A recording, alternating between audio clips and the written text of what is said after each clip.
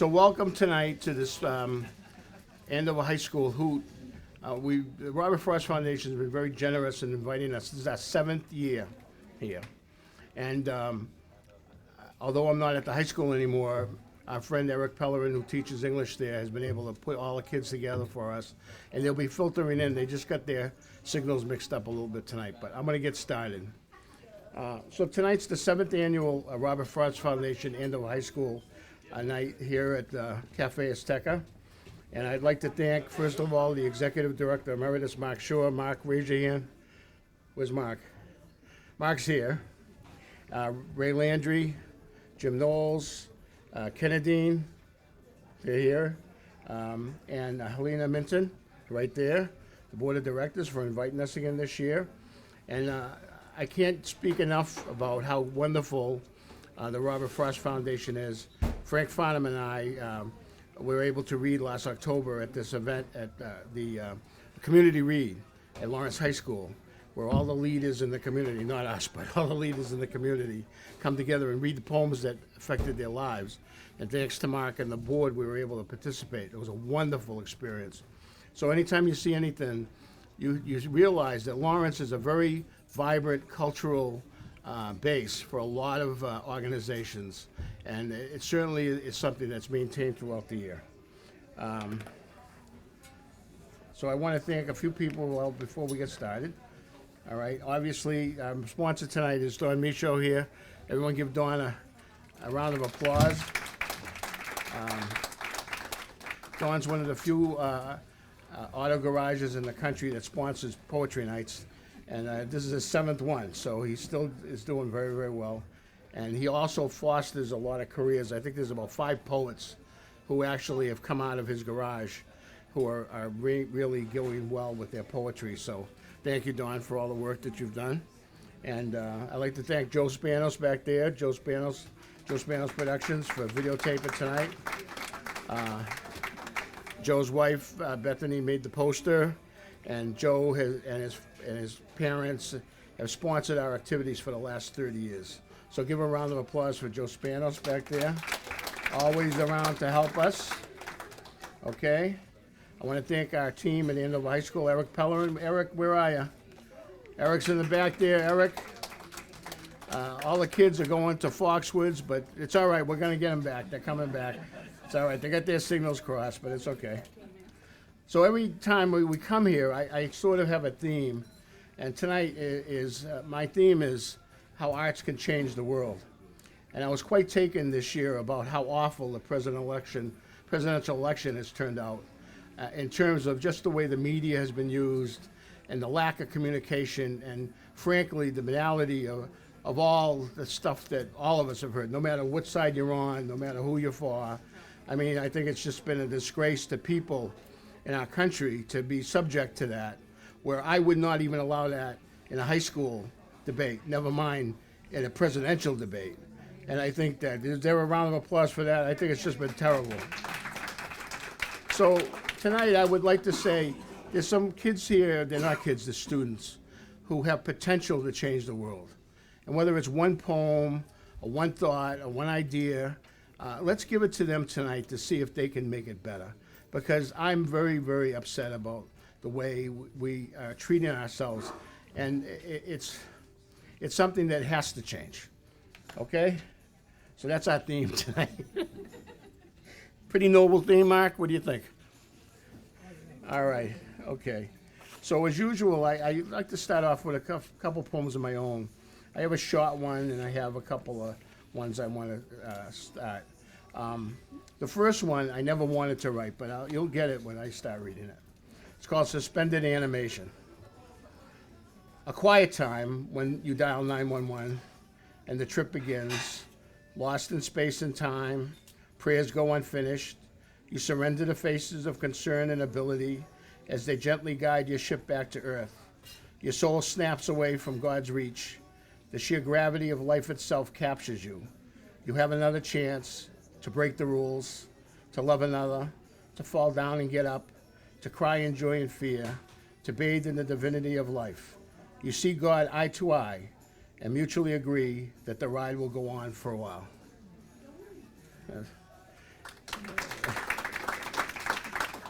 I won't go into that story. Okay. The second poem is, I found my father's hard hat when we were going through things in the cellar, and I wrote this poem about my father. It's called Hard Hat. My father's hard hat sits on a forgotten shelf peacefully, his name and marker on the front, when he last put it down for a time that did not come. Now covered in 40 years of dust, telling stories at the coffee truck in the cold, filled with pride about a son off to college, to carry so many dreams of father and son. A winter walk on steel up ahead in the afternoon sky, a hot meal and a wife he kissed passionately every day, right when he got in the door. Thinking of the saved up cup of coffee and a bent thermos that sat in a sack that would allow him to feel the sunset in peace. Surrounded by the cold, such a peaceful life.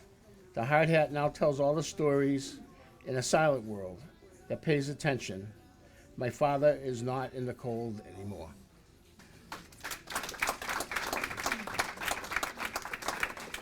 And the last one is pretty interesting. I was down at the Bashara boathouse. Has anybody been down there on the river? It's just quite beautiful, quite beautiful. And I attended a party, and for some reason the rock group that was playing was followed by a biker gang, which was kind of interesting because it was kind of a mix of all kinds of different people. And I saw this old biker with his leathers on and his Harley and stuff. He went up to the top dock and he looked out over the river and he was smoking a cigarette. And I wrote this about him. It's called Biker on the Merrimack. The old biker stood on the dock, smoking a butt on the Merrimack, looking out with eyes fixed about what went right, what went wrong, the few smiles, his wife's look when she knew the cancer had won, the face of the cop who pulled him over when his son OD'd, his daughter the nurse's anger when she hates him with only her eyes, killing in Nam until God didn't care anymore, the oil leak on the Harley, the angry landlord back home, totally lost in the river's gentle breeze, every puff his entire lifetime, something leaving him as the river flows by. He snuffs out his butt and holds back a tear. It has all been okay, he guessed, just okay.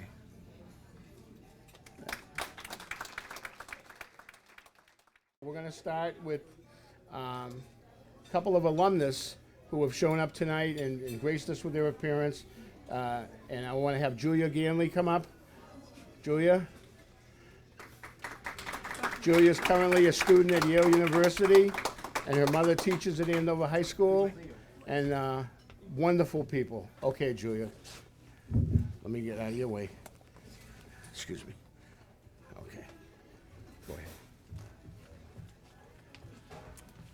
Thank you. I'm so excited to be part of such a wonderful night celebrating art and poetry. I'm going to read two poems. I hope that's okay. This one, well, yesterday I decided to write a poem a day. So this is yesterday's poem and today's poem. Full nest. Living home, grown, age 20. We smoke in cars because we have nowhere else to go. Each night we gather to remember, this is not our land. Hey, Rose. Hey, Peter. Hey, Hadley. Hey, friend. I love you because we have each other, and maybe for no other reason. But that's the way things go, is it not? The protocol is fly the coop, but we're here for our reasons, kicking the old hometown, playing out our roving heathen ritual. I know intimately the contours of my father's ego and my mother's neuroses. I know and navigate the fraught parent waters. This is where I am to live. This place that is their gods and their devils and their fears made manifest. In the fighting throes of my wildness, I ask, how to fit myself. But hey, Jules, is a room of your own not enough? A full fridge not enough? Love, any love, not enough? Here I have many things. Speaking of things, I watched 8 Mile on the big HD. It stars Eminem, if you didn't know, spitting and smoking with big black friends in the desolation of Detroit. Worlds away, I felt we had an understanding, me and the rapper almost not quite rising from the trailer park dust. We smoke in cars because we have nowhere to go. We drive and we posture and we eat to the radio in the underbrush back alley cobweb corners of society. We burn our fuels, we wheel and circle and spin. We drift the parking lot badlands. We run when things sleep. We wait, we want. We are young bucks crushed in the corners. Fit in. Make your peace. Stay wary and hear this. Make your peace or live hard or get out. That's the first one. This is the second one, a little more cheery. It's called Ice Cube and Hot Progresso. Heat hits, of course. Does the ice cube know it's dying? It's not. It never lived. Ice cube as concept disperses. Ice cube's component parts are freed. Can an ice cube feel that way, way back, it is segmentation of a particulate flow? Does an ice cube remember rivers and clouds? Where do I end and the universe begin? There are cells and atoms sweating in this crazy collective, me. Come on, boys. We, like the ice cube, have been parceled out and cut off. I flow into you, sister. Does the ice cube feel the sacred stellar stew of common origin? Does the ice cube know that all are one? Can it do what we can't? Surge, my molecular brethren, be together, wave and roll, make an ocean of our troubles. Eat your soup. Yes, eat your soup and feel it inside you. The end. Thank you for listening. Great job.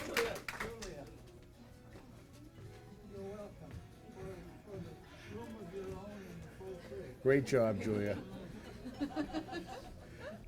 Why don't we have one of the Andover High School seniors come up? CJ Morse. CJ, would you like to come up?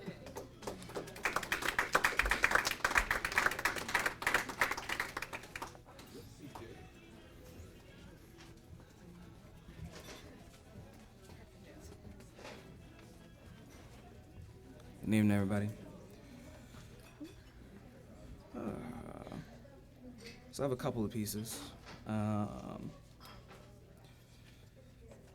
The first of which I wrote towards the beginning of the school year. It's called Note to Self. If I told you that making it to senior year would have been easy, I'd be lying to you. If I told you that you'd achieve your wildest dreams, I'd be lying to you. If I said you find love, said you be happy, said you wouldn't have regrets, said you could do anything, said you get what you wanted, I'd sadly be lying to you. Guess the upside is we live past our own life expectancy.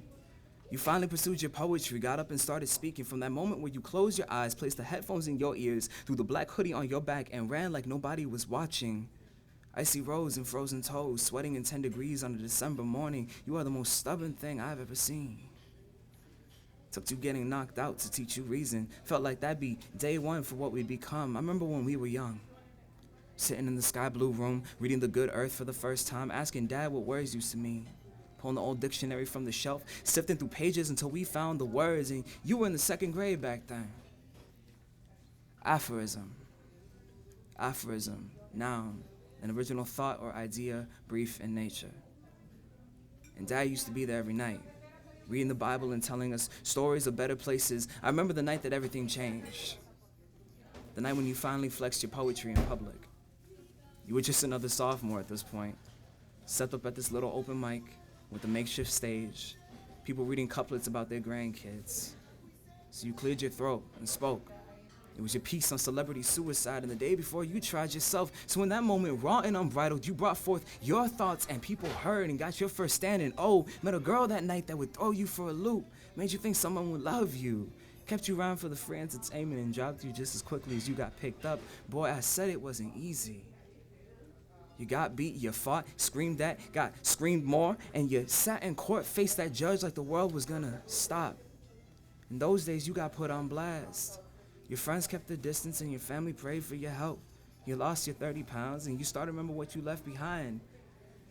It takes me back to hanging from the highway, waiting to slip and hit the ice and feel the next snap. Never told nobody about that day. So instead, we went back to school with the black hood, black power and black freedom. Afro pick and the mini fro and kept bopping, bumping conscious music and staying woke. Black Lives Matter called them police to task, cause every month that a new victim would appear on the wall, you would start down that journey to seek free of the pain that would plague you, looking for any way to keep it from consuming your whole and a little warmth to keep you from freezing over, so your poetry changed. You stopped showing up at open mics, open invitation to your own interpretation, more days spent alone in your room, staring at the ceiling, wanting to be a better man. So you decided to become a better man.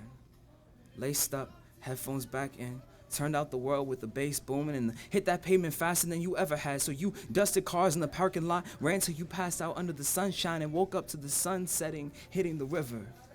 Colors refracting off cars on the highway and painting the waves in a brighter tone, and dance, and the grass dancing in the evening calm. Birds fluttering above, whistling a melody that I could put no words to, and the world was so beautiful, and the world was so wonderful, and you were stuck in the past, where you called your name a beast, counting the days until he'd wake up again and praying that they would never come. Kid, I told you senior year would be a breeze, cause you don't have to do nothing but eat, work, and sleep. And write every poem like it's your lifeline. Keep your head low and push on till that day where you take your diploma in your hand and cry for sweet freedom. Cry for the child sitting alone in that classroom, searching for the answer for why it was this way and why life wasn't like the books you used to love to read. Cry for the life that you could have had but never was able to attain. I find myself walking nowadays, humming the words to an old sonnet. And usually I hate sonnets, but this dude and all of his depressing stuff was onto something. This is my play's last scene, here heaven's a point. So for all my sins, that all may have their right, impute me righteous, thus purged of evil, for thus I leave the world, the flesh, and the devil. And so I think of it like, this is my last chance. Here all bear witness, I bear my sins, so all may have their peace. Call me righteous, free of evil. So now I'll leave this place, this body, this struggle, and I'll step into my next act. And maybe adulthood won't be so rough, cause childhood made you tough. Bet you wouldn't think all those days you came home with split lips, bruises, and black eyes, days where you knew the feeling of gravel and dirt. Run for dear life, boy. Run so they never catch you. Run and so they never throw you back. Where you can't laugh or smile, stay silent and stay seated. Eyes front, do the packets, finish the workbooks, cause STQ meant each and every one of you. And getting popped in the throat is what you got for being different, and getting kicked in till you cough the blood and sinks and saw stars in the ceiling tiles of hallways, and talking to the wrong people meant more beatdowns, and hiding in the library for lunchtimes couldn't save you, where you scribble notes to yourself saying, I'm gonna make it, I'm gonna be free, I shall overcome, my boy. I'm gonna find that dream that people love to talk about. With a pen in a hand and a poem on my tongue, we gonna leave those days behind. We'll be free of this place and move on to the next scene, my boy. So wade in the water, child. Don't be afraid of years to come. I'm gonna be all right. Do you hear me? Do you feel me? I'm gonna be fine.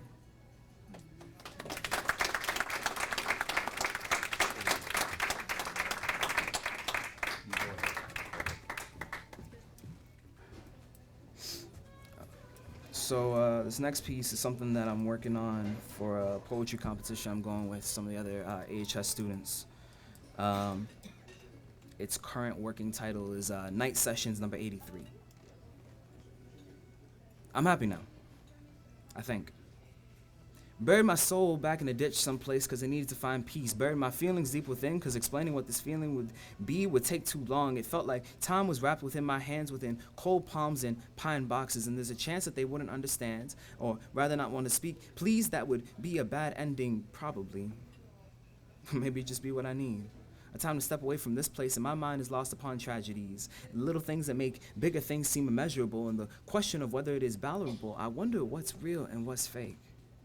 Wonder when I stopped lying to myself, acting like someone cared. Instead, I'm more thinking about the few times that someone didn't hate me. What's that supposed to mean? What am I supposed to see? When I think about lullabies and all the time spent scribbling out lies, with the salt being my ink and cracked floorboards being paper, someday they might find the message tattooed in the crust of the earth, making my incisions in the dirt. So hope is always bleeding out from the inside, and hope will never recede from my eyes, cause we can live days without water. We can live days without food. But ain't a second that'll pass by without hope. in a second that passes by without hope. So maybe that's why I feel like I've been frozen, stuck in time, left in a moment, until peace found my hands again. I'm happy now, I think.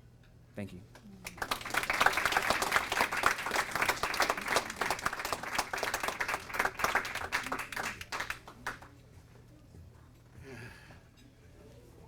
I think my opening remarks were correct to say that the students tonight will change the world. And I think you just heard that. Okay? Okay. Charlotte Gutterman? Charlotte, you ready? All right. Charlotte's a sophomore at Andover High School. Let's hear it for Charlotte. Thank you, Charlotte. Hello. Okay, this one doesn't have a title just yet. There is a swastika drawn on my copy of Night. The cover is torn, but 3 out of 4 prongs are still sharp in paperclip carved contempt. I had not noticed until now, and I wonder what that says about me. Am I the type of person who lets cruelty sit between my palms, the kind to let them build railroads across my eyelids, gas chambers in my throat? Is my every breath a disgrace? Is my every blink a genocide? Has my ignorance transformed me into a factory of death? Tell me, do I exhale the ash of their memories? Can you count my ribs? 1, 2, I cannot count up to 6 million. I should have known. I should have known. I should have known. This does not rewrite history. I shut my eyelids and see yellow stars. What kind of Jew am I that I do not know their suffering? What kind of human am I that I do not know their names? I do not remember hearing the name Holocaust until 5th grade. What kind of society is this that we keep bodies piled behind locked doors in our textbooks, that we learn from them to forget? For a while, I was furious at that kid with a paperclip and an opinion. I smeared paint all over his drawing and let it dry. But I was wrong. I can still see its imprint, its indents, and maybe that's important. Maybe I killed something sacred again. Once in forgetting and twice in choosing to. I am so sorry. I would take it back if I could, but I cannot rewrite history. The book pulses with my apology. Remember, it screams for the rest of my life.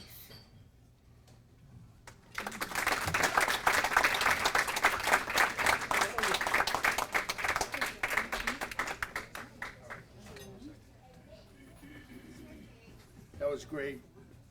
Thank you so much. We're rolling right along here. I'd like to have Kate Hernandez up, former student. I think we can barely remember. I think it was a long time ago, but she was. Kate Lennon Hernandez.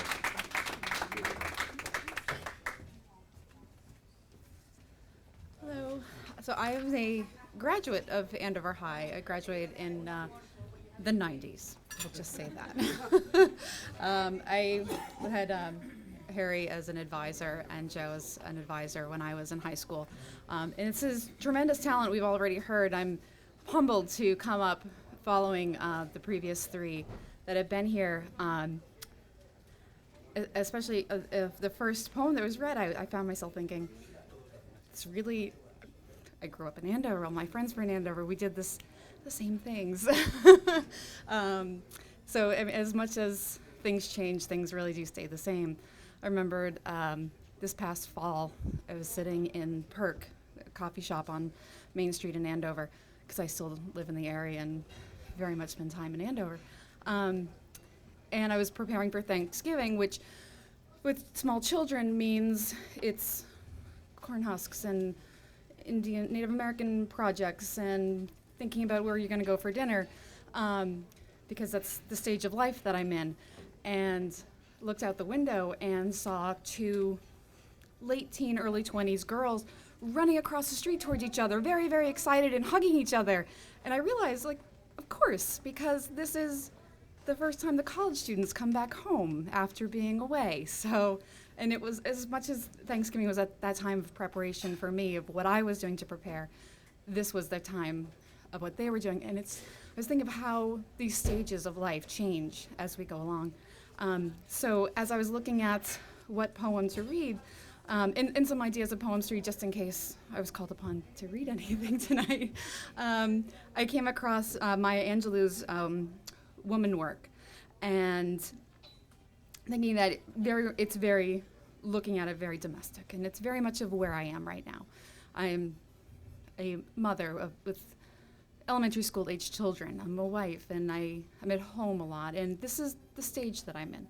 Once I was returning home from college and running across the street to see my friends, and then also start struggling with that. I've returned home, but I've been away, and I'm back now, and what does that mean? And there's the difference. And then makes me wonder now, looking at this, what's the next thing? What's next for this stage of life? So I wanted to read Maya Angelou's woman work to start out with. Originally also, I'll get into the next one. I have two that I've chosen to read.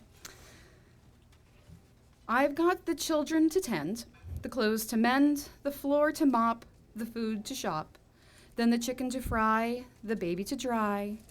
I've got company to feed, the garden to weed. I've got shirts to press, I've got tots to dress. The can to be cut, I gotta clean up his hut, then see about the sick and the cotton to pick. Sunshine on me, sunshine, rain on me, rain. Fall softly dewdrops and cool my brow again. Storm, blow me from here, wash your fire-crest wind. Let me float across the sky till I can rest again. Fall gently snowflakes, cover me with white, cold icy kisses, let me rest tonight. Sun, rain, curving sky, mountain, oceans, leaf and stone, star shine, moon glow, you're all that I can call my own.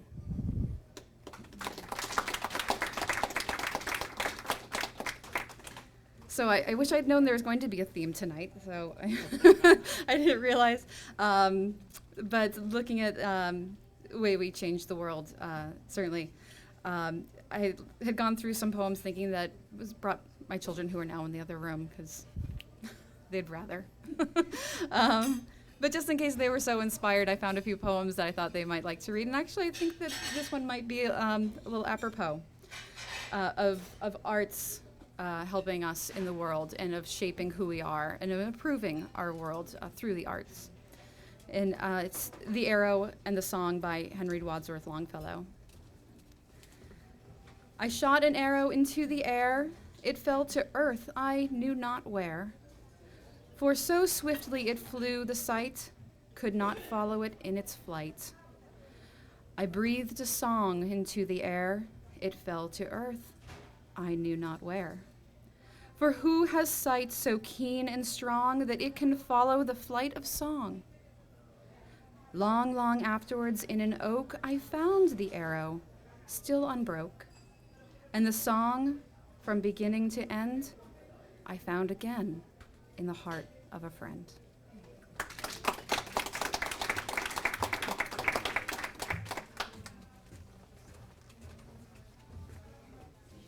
We talk about changing the world, and I brought this up many times before, but when Kate was a student in Andover High School, we worked together on a seatbelt video for the state.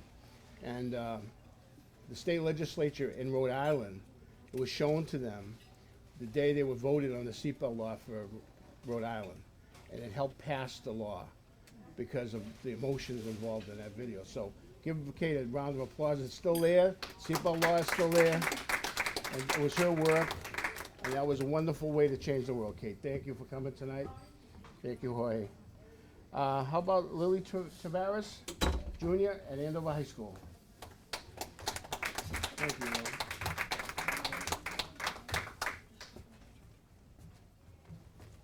Hi, I'm Lily. This poem is titled Coping, and it's about things that I felt were affecting me and my family. So, in a room where the air sits, a buzz, a blur of gossip, don't worry, the voices assure and persist. It's not about me. An office where even the oxygen remains at attention, the murmurs of medical chatter hushed in whispers. You'll find out more later, says the stiff voice. It's not about me. A house where I can't remember the last time it was all okay. Deathly silence fills my room, and I tell myself, be strong for them. It's not about me. At night, where only the darkest what-ifs appear in my mind, every time the story is endlessly repeated, everything fades at the word cancer. Still, it's not about me, right? Caught like a fly in spider's webs, friends look at me with pity, and more than anything, I wish they wouldn't. Doctors, counselors, family don't know whether to give me the adult version or not, still just lost. It's like waking up every morning in a bad dream that I can't blink away. The wrinkles in his skin claw deeper from where he's lost weight. He's tired, but he summons the energy and tries to smile. He tells himself, he fights with himself. He fights, and it's not just for him, but he fights for me.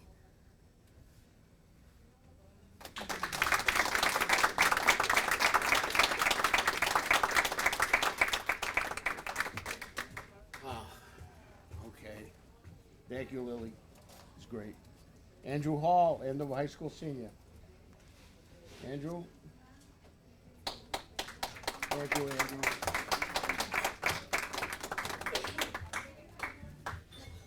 Hello.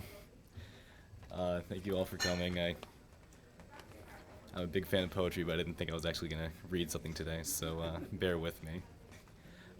This is a poem about myself and trying to find who I am in this crazy life. My teachers say, go home today. Write about yourself while I pray that it's actually done by Monday. Well, I say, they all cray. I'm 17, I got better things to do on Friday. My grades say I'm here to stay. Third time's the charm, eh? It's certainly easier said than done. The myth, the man, the legend, shrouded in mystery, must have quite the history. All on page 1? Yeah, keep dreaming, hon. This should be fun. It begs the question, which one? I get branded on the daily, ask anyone. The lazy smartass correcting me down to the last damn comma. The kind of boy you take home to mama. The problem child causing drama. I can go on for hours if I wanna. Soon enough, they all ask, what's behind the mask? Like fixing me is their existential task. Let them guess, I'll just kick back and bask. But here, opening up is the key. I'm a simple man that likes music, solitude, numbers, and the sea. Not enough? Fine. When I look in the mirror, what do I see? A hollow shell in the shape of me. I see the all-talk wannabe, the lost prodigy. I see all the components begging to be set free, singing their self-exiled guilty plea. But what's most important is what I don't see. Eyes free, I see me, but turn heads, and I become what I don't want to be. I close my eyes, see the glory of tomorrow day, run so far away from this mental decay.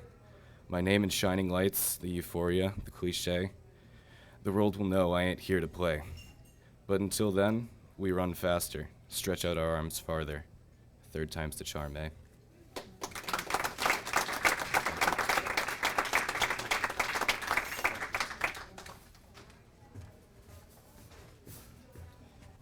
Thank you very much, Andrew. Anna Marcy, HS alumni. Thank you, Anna. All right, okay. All right, good. All right, go ahead, Anna. It's all set. Hello. I didn't expect to be reading, but I guess here I am. Okay. Hopefully I don't cry during this one. Oh dear. Okay. This really doesn't have a title, but I think it would be called Rainbow. I dream in color. I dream in red, the color of lust. of love, of hate, and of betrayal. It paints the cheeks and soft lips of the girl I once loved, and it screamed the words and actions of my family. I dream in orange,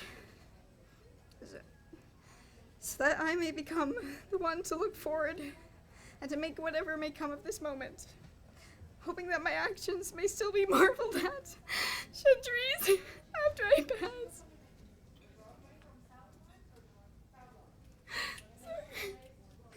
You can do it.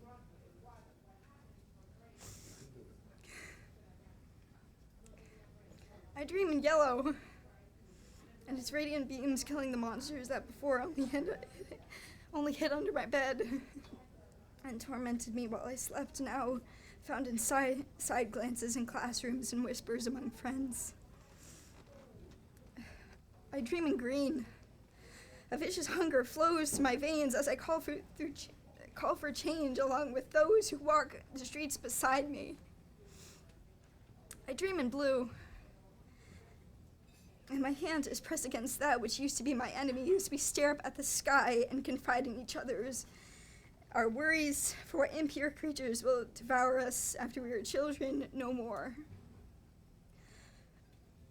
I dream in indigo, but the pursuit of understanding only leads me into a long corridor. Written on the walls, hateful words and bitter truths that I have fantasized for my own horror and delight, sinking deeper. I dream in violet, so that I can be free from my conscience, untangled from the grasp of doubt, misery, and hate that preys on my every decision. I lie in wait for my chance to come. My eyes are filled with violent determination for the future, and I have found myself. I dream in color, because my world is gray, because I feel like an outcast among my peers, like a bastard stray left in the cold to fend for myself. I dream in color, because when I'm awake, it is not the world of my dreams.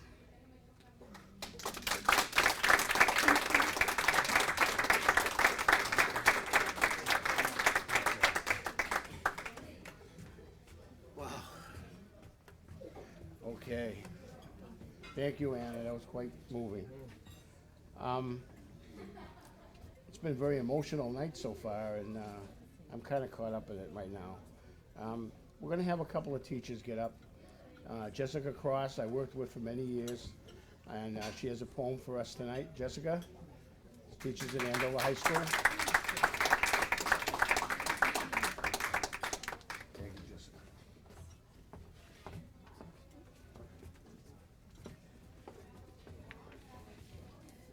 Hi. So I'm actually just getting back into writing after taking kind of an extended hiatus. I had my first child in December 2014, and that kind of ate into hobby time. So when I come home after taking care of him and working, I generally sit in front of the computer and kind of just zone out. I discovered that on a lot of social media sites, though, that I frequent, like especially Twitter, there's a surprisingly vibrant writing community focused on micropoetry between 6 and 50 words generally, which is pretty easy to churn out no matter how frazzled you seem. And so one night I was between my Twitter prompts and a parenting blog, and the prompt was seconds, and the blog post on the parenting blog was about motherhood and depression, and how on top of the stigma of mental illness, how mothers are especially affected with the anxiety and the intrusive thoughts and the pressure to be a good caretaker, and how that all comes together, and women, especially mothers who are suffering from mental illness, generally don't talk about it. And so with that prompt, seconds, I wrote this, and this is being heavily edited. They say every 40 seconds, a child is kidnapped. In the seconds between each breath, there's a constant, consuming fear of suffocating. In and out, just like they tell her. Muscle memory, they say. Self-preservation. Your body knows what to do. She watches him laces she tied so tightly that morning, flying behind him, and thinks of all the ways a body can betray itself. There is no lack of love in her heart, love so fierce and raw it tastes like anger, filling her mouth, burning her lungs, drowning her. There is no lack of love. There is a torrent, and it pulls her under. She cannot remember the last shower she took, the last meal she ate, the last time she slept through the night, the last pill she took. There is no lack of love in her heart. Her heart thunders with love for him. Veins and arteries flood with love for him. Love poisons every cell of her body, will be her downfall, will be the death of her. Another breath and another. She fights off panic like a disease, keeps death at bay for one more inhale, exhale. Her fingertips are numb, the pipes are leaking, and this morning they turned off the heat.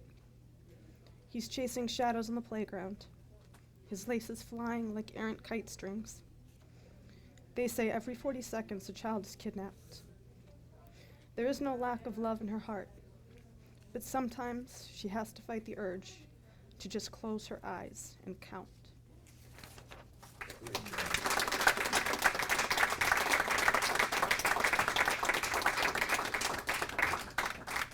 That was great, Jessica. Okay. Mr. Eric Pellerin, the champion of arts at Andover High School. Would you come up, please? When you see these students tonight, Eric is their teacher. Give him a round of applause. Okay?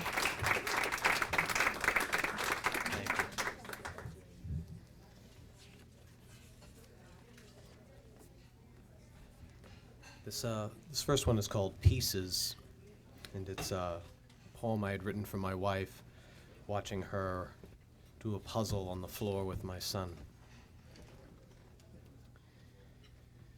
Do not look him in the eye, this little piece of work.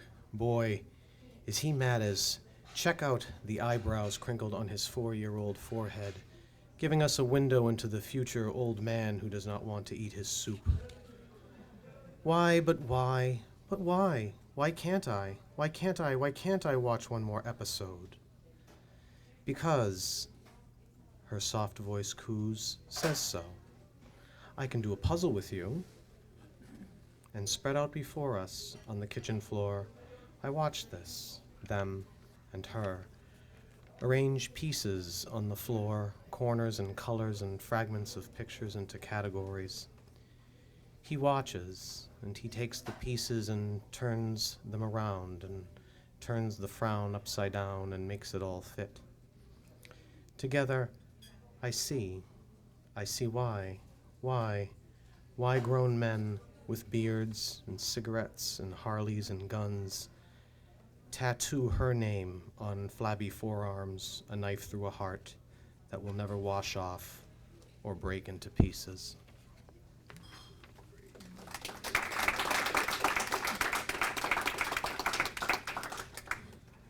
And the second one is called Mourning.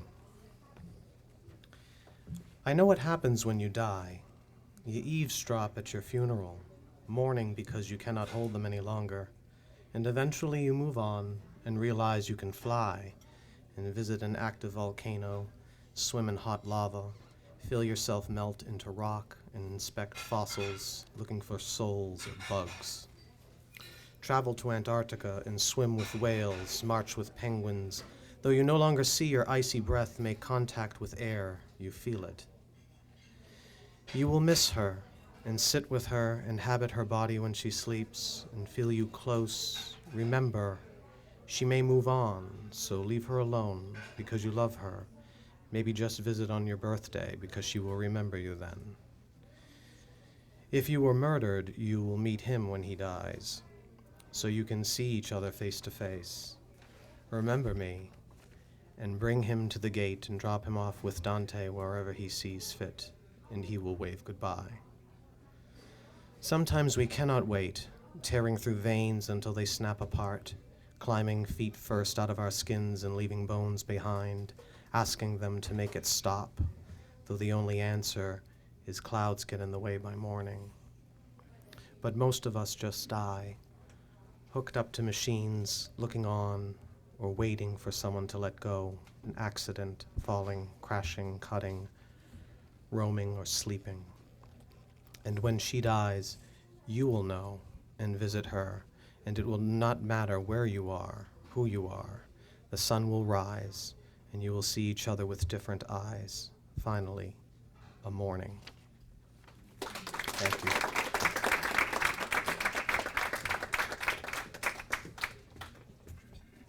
Thank you, Eric. I think that the students tonight really deserve a round of applause. For their, I think it's very important for us to realize that it takes a lot of courage for them to come down here tonight. There's a lot of things going on at school tonight. They had to take themselves away from it, and they were really delivered a solid performance tonight, so I give them credit. And thank you, Eric, and everybody that came tonight. We have Mrs. Sontag, Jane Sontag, teacher from Andover High School, extraordinaire, retired now, came in tonight to hug me. I think that was the reason you came tonight, to hug me. And I used to mess up all her lab work and stuff. She didn't care because she liked me so much, but that was okay. Enjoy, and her husband, Gunther, right there. And Leslie Ganley, Julia's mother, who's very proudly a teacher at Andover High School right now. And Mr. Bill Heck. Bill, raise your hand, who teaches special needs at the high school, who's a great friend. And I think that we joked around a little bit there for a few years, right, Bill? Just a little bit. We had to keep the humor going. Where's my friend Frank? Stepped out. All right. All right, I'm going to turn this over to Ray now, and then Ray, will you pick up Frank when he comes back? Thank you, everyone. Now, another round of applause for the students, please, and the alumni. Thank you so much. Jim Knowles is going to do the opening. Oh, Jim's going to do the. I should know. I should have done my pre-production. Jim Knowles is going to start the open mic. Okay.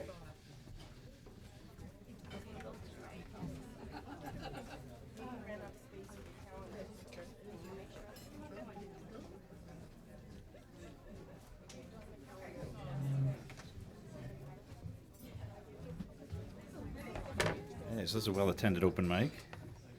There's some excellent performances there. So I typically open with something, either personal or Frost. I accidentally took the wrong book, so just something I jotted. A fine song. You know how you hear something sometimes and it just sort of possesses you? Anyway. Nah, never mind that. Anyway, so we'll start with the open mic with Sarah Jonas first.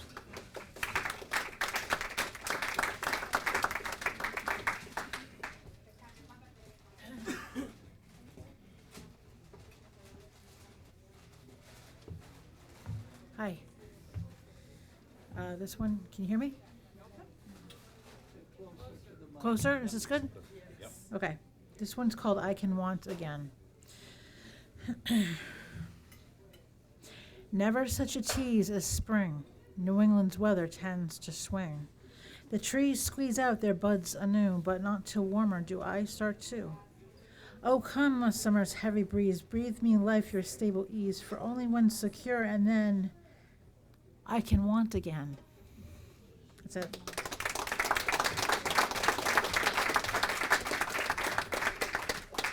Really nice. I think that's actually the first time I've heard her rhyme. It's flawless, too.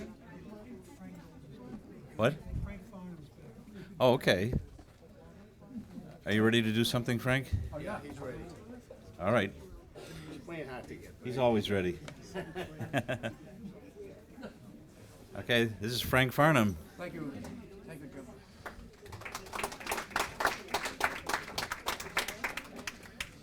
I want to take just a moment to thank Don Michaud here for writing the check that provides this microphone and does so much to bring us together for this wonderful event. Thank you, Don.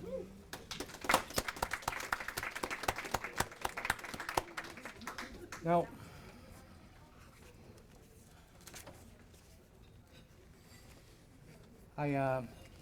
what I have here is poetry for fun, except for the following, briefly stated: understanding. In your life, be gracious always. Be gentle with weakness as with pain. Find humor in the quirk and folly. Embrace the music in the rain. Listen with your heart, not alone your head. Where there is anger, there is also pain. In us, the need for love is really all the same. Thank you. On a lighter note, last call. The barn door I gently shut against the summer wind. Garden tools I laid to rest. I'll not see them again. The tavern on the bay awaits.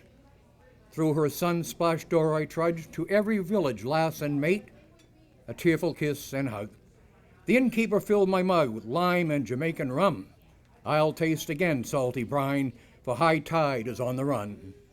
8 rings on the ship's bell. Ahead the harbor's mouth to row, to a rolling ship and green swells. A wind for the west now blows. Remember me to the girls who cry, and the lusty tales they tell, and to the motley crew who spilled their guts. We'll stoke again the fires below. We'll tip a few in hell.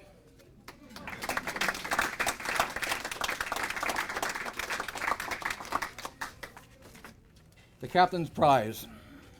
Her mast proud against the blue, white sail shaking in the wind, timbered bow cut straight and true, dashing for her prize to win. Swift and gallant now she rode, bound for Jamaica out of Portugal. Plank of teak stem to stern, free from earth and brick, slashed through heavy surf, the captain smiled, her pace was quick. Rig sail aloft, he cried, a lucky omen on the tide. Steering into deeper seas, dolphins splashed about her side. Time saved is distance made, the first mate winked amused. Gold coin the captain's take, bleeding hands the only pay for his loyal crew. Darkness fell across the bow, she bore on through the night. Ragged sail, splintered beam, below her crew, filled with fright. No, hang on.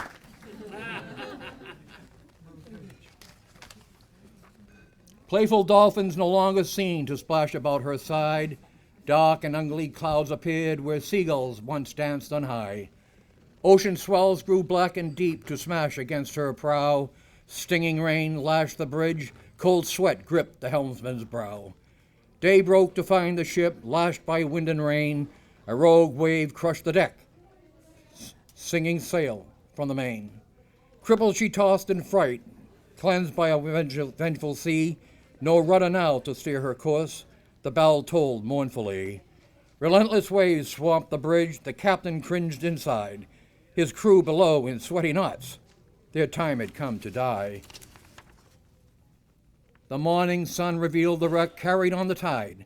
Jamaica's beach claimed the hull, the crew, dead inside. The captain, lifeless on the beach, still clutching in his hand, gold coin he longed to take to his home and distant land. Thank you. The Celestial Silver Bullet. I didn't think to knock, no one really said come in, but took my place as I would within the others at the inn. At the door I stood, drinking in the scene, and wondered aloud to myself if before this room I'd seen. The faces turned to me, curious as they were, to find there standing at that door a face all had seen before. No, not in this same room, perhaps further down the road, or at another inn. That's just possible, you know. The room about it had a chill, though the door I closed behind. I knew it not to be the room. The chill I felt was mine. A faint distraction stirred the crowd, a distant whistle blew. The whistle they all waited for. The whistle they all knew. A voice cried, last call. The crowd rushed the floor while the silver coach, waiting, hissing, just outside the door. So,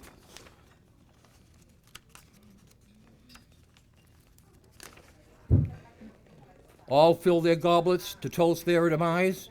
drinking to each other and then to say goodbye. The whistle close and louder now, the crowd quiet and tense. The whistle a chilling shrill.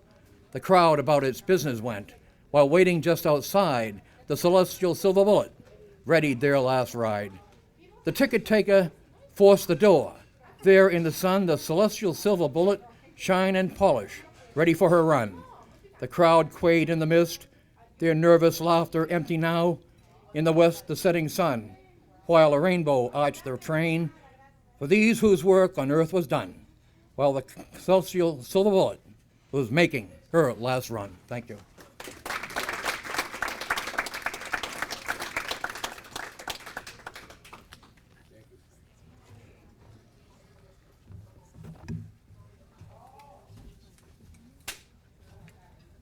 There we go. Then the next is Ray Landry.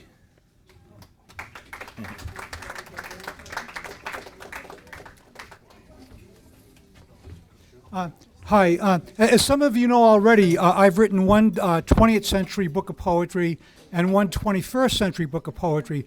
The 20th century book is entitled Growing into Immaturity, Vignettes of Useless Wisdom. And the 21st century book is Growing into Infancy, Musings of a Self-Proclaimed Legend. And all my awards are self-conferred. And I'm not trying to sell these books. In fact, they are rip-offs, okay? I wouldn't really bother with them. But anyway, the first one, I'm going to read two short poems. The first one's entitled Orchard Beach. Orchard Beach is in the Bronx. It's right down the road from City Island, from City Island Beach. No, City Island, whatever you call it. Just plain City Island. And I've always been amazed with it because, I think the poem will show you why I've always been amazed with it. Plus, it's growing into infancy, and I get amazed with things that, and amused with things that the normal people don't get amazed or amused with. Okay, so this one's entitled Orchard Beach. Walk a mile in almost any direction. Apartments loom. Life's struggles pervade. Depression, exhilaration, ambition, resignation. Perhaps we should call the place Bronx Beach. Directly south and east, ocean vista sublime, expanding.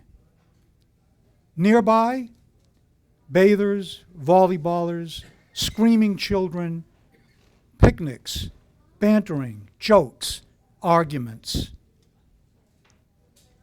Cultural mishmash, piquant ethnic food aromas. Babble of languages, blending one moment, discordant the next. Could any photo, film, painting, or poem capture this essence of breathing humanity? Okay. Thank you very much. You're so kind. This is being recorded, but I got it jacked up about 4 times, so it sounds like there's tremendous applause in this Coliseum. Okay. I tell you, this is what happens when you get older. For me, anyway, I just get more eccentric.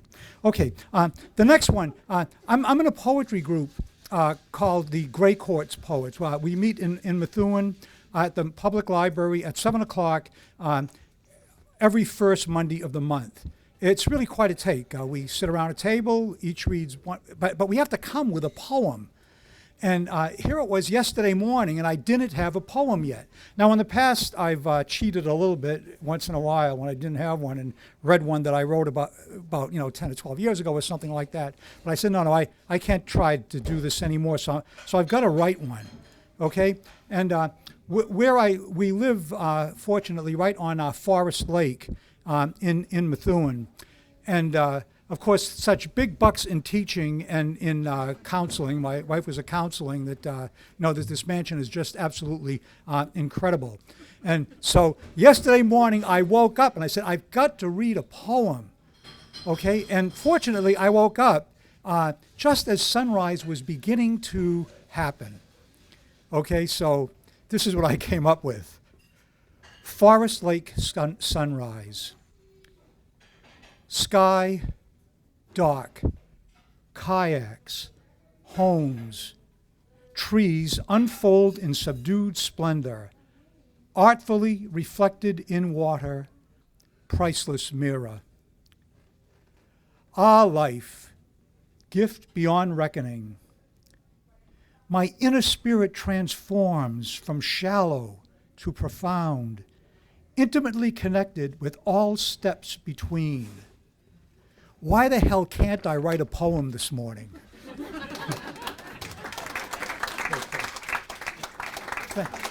Thank you, you're too kind. There. Racy. And now the artist currently known as Jessica.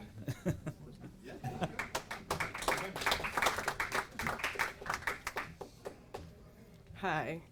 So, like Harry said, I want to thank you guys for coming and for having the courage to come up here and speak your souls, because that's really what poetry is, right? Is speaking part of your soul. So, on that note, I wrote a poem for my friend. My friend overdosed the other day. He didn't know he was gonna die. He had his fix and closed his eyes. He was lost in the moment that he didn't know was gonna be his last. I warned him. I told him he was killing himself. He told me he knew. Life had swallowed him up, and in his heart, he felt there was nothing left that he could do. I'm really sad that he went the way he did. I had known him since we were young, and we were just little kids. His memory will never fade, and I cry from the memories that we've made, but I've come to understand that it's hard to love an addict. It's hard to love an addict when you know that one day they're gonna end up dead. And it's even harder when you're out and you hear a poem that reminds you of your friend.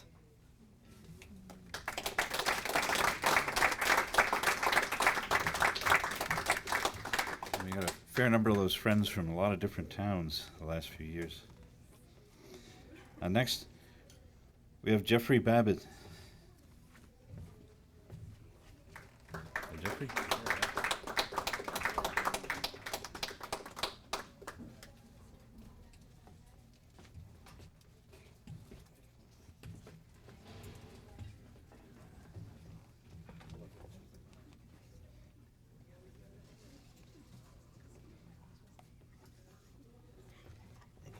Hello, I'm Joffrey.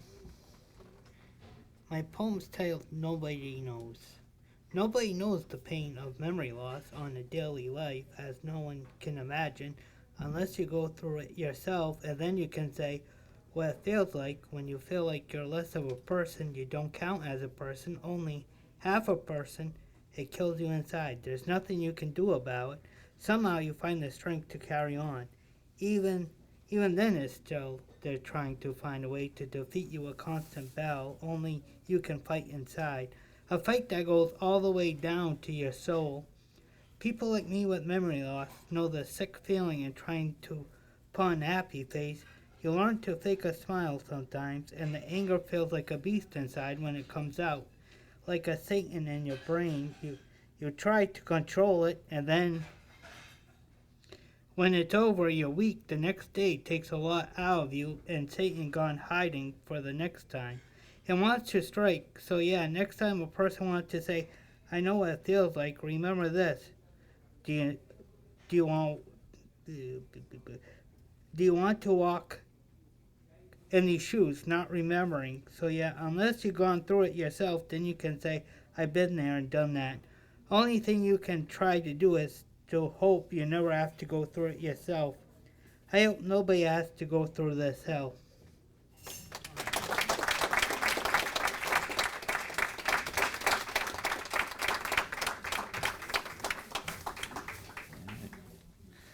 And next, Kennedine, which is it's a compound made of two elements. two dynamic elements, as you will see.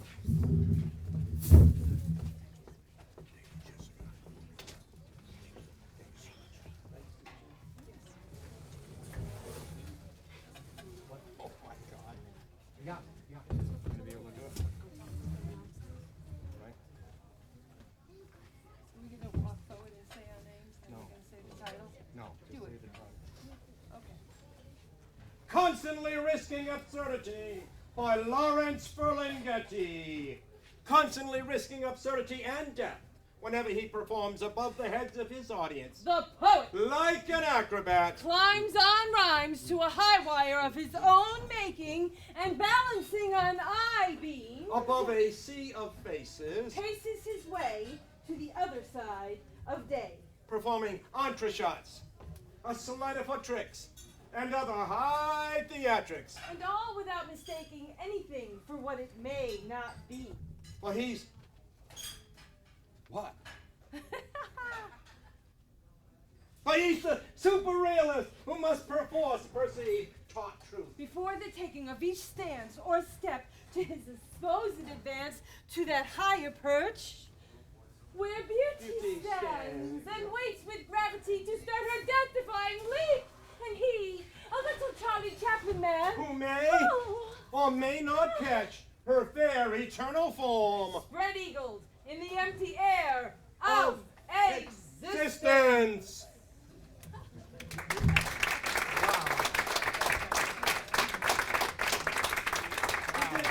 We did that poem because we always like to do a birthday poem.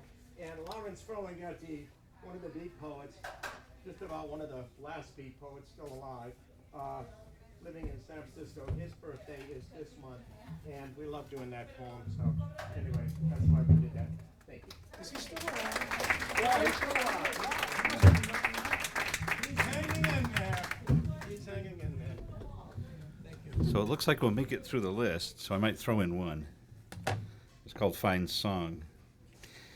Riding on sound, a trail of shivering light dances in a mirage, star talking to sky and soul, rays slipping through the window, line piercing the dark, calling a flood of memory, cresting over my aching plains of drought.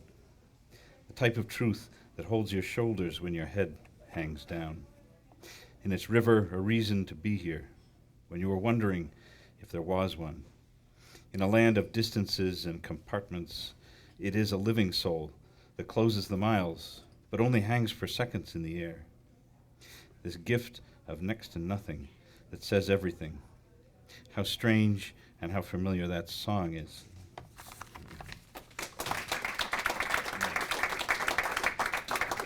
Now we have Rich Gorham.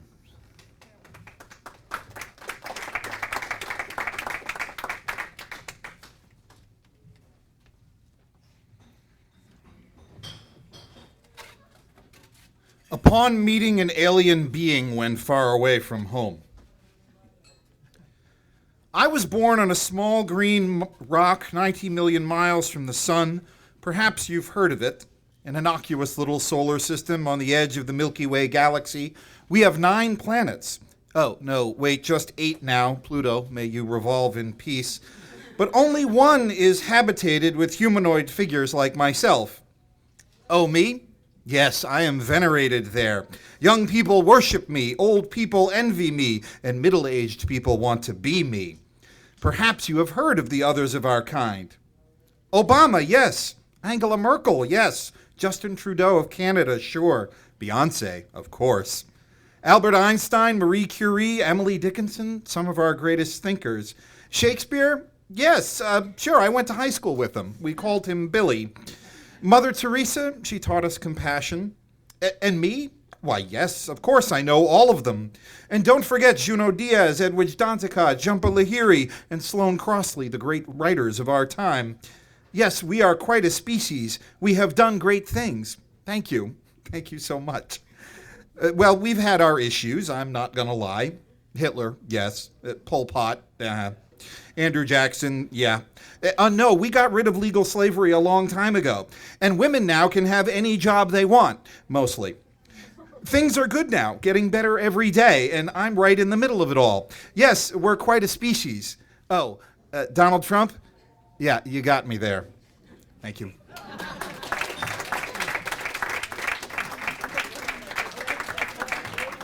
Don't worry, it'll be huge. It'll be huge. Oh, yeah. I'm in agony in this dump. Send me something huge. Anyway, so next is Mark Short.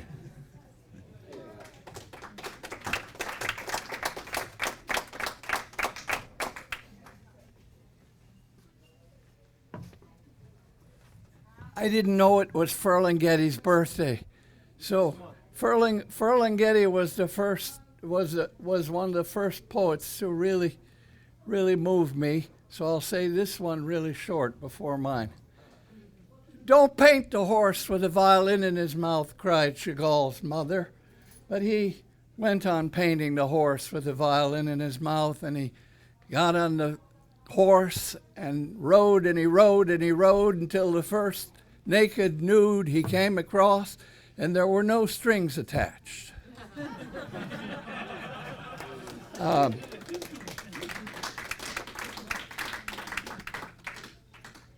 The poem I'm going to read tonight is what I call a blues poem. It can be sung to a blues progression, and I wrote it about my father, who was a doctor in Chicago, in Hyde Park, and he and a lot of other immigrant doctors of his generation figured out how to take care of the whole city.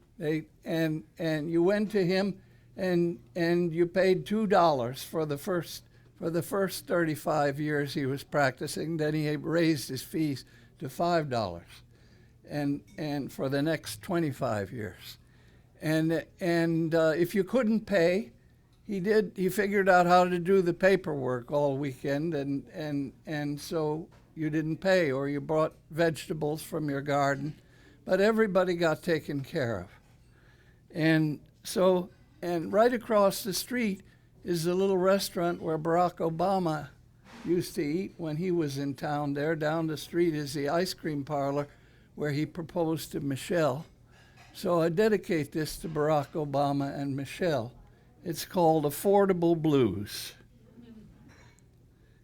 And it's built on a blues core, John Henry. You'll recognize John Henry kind of floating through it. Went down to my job in the steel yard, where steel rolled out all day. When the hammer took hold, it was my friend and rolled that steel all day.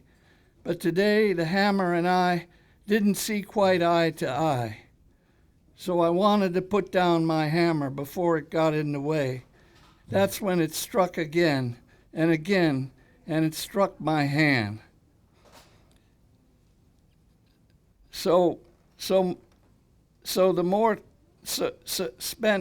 Let me pass right to see the doctor to see if he could fix my bum hand.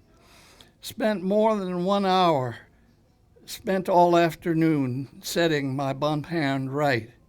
That's more time than I spent with the doctor in most of the rest of my life. Well, he was almost done fixing. When he was almost done fixing, the doc told me what he was trying to do. When we are done, you'll be a steel-driving man if that's what you'd like to do. But Doc, don't think I can pay you. Doc said, you don't have to pay. I'll fill out the paperwork for workman's comp so you work another day. And his brother, who used to drop around his office and was a photography buff, actually got a picture of him fixing that guy's hand. And that's what inspired the poem.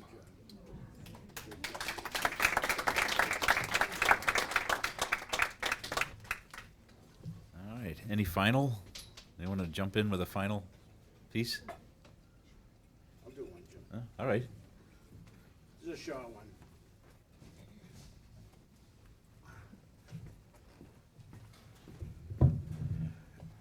I met a woman visiting a friend at Sun Hill Nursing Home, and she had Alzheimer's.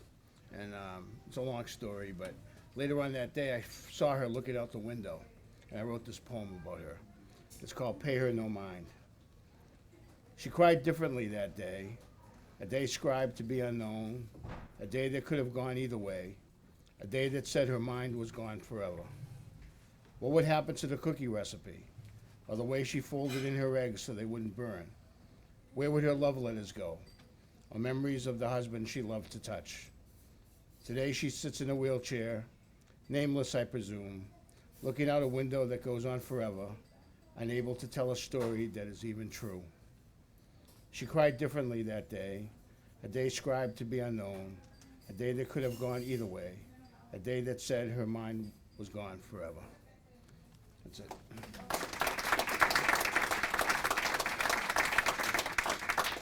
Jim, you all set? Huh? Are you all done? Yeah. No, just about. Jim, I have a couple announcements waiting. Oh, all right. Yeah, I'll just throw in then and about especially about next one, right? There's one that was oh no, of course now I can't right.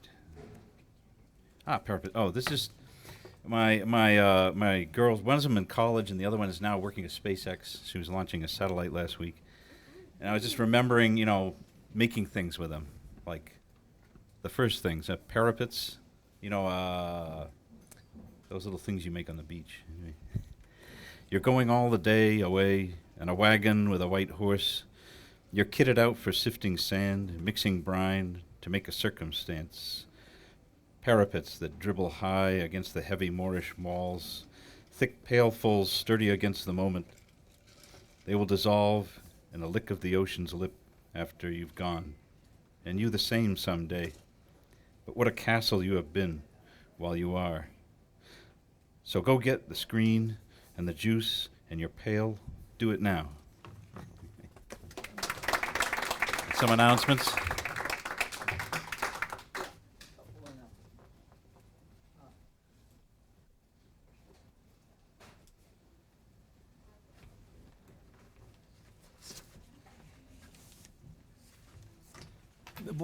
The Robert Frost Board tonight voted to revive our poetry contest, and it's going to be advertised on Facebook. But if you want to hear more about it, you might just like the Robert Frost page on Facebook. I'm just curious how many of you got announcements or got messages from Facebook about the event tonight. Well, you gotta like Facebook then. You're not the ones who got the message. All right. And you don't have to, by the way, you don't have to belong to Facebook if you're not a pro Facebook person. You can just go to our new website, and things are mirrored on our website, so you can get the contest information over there. You will be able to, and we'll start it on Robert Frost's birthday, which is March 26th. All right. And we will, this year we'll have categories of 2-line poems, 4-line poems, sonnets, all the poems with Frost used, and we're hoping for poems in the spirit of Robert Frost, but in your own spirit as well, contemporary poems. The other announcement is the best-selling poet of all time is Rumi, not Robert Frost. And next time, on this very location, second Tuesday in April, we're going to have 2 really interesting takes on Rumi, the Persian poet. So come. One is kind of musical, Peter Alsop, and who will work from the best translations, and one is the acting director of the Lawrence Library, Kamal Bozkirk, who loves Rumi with a fierce love. and as do a lot of people. So check out the next hoot, and thank you all very much for coming. And thanks to Don Michaud for sponsoring this great event. Thank you. Yeah.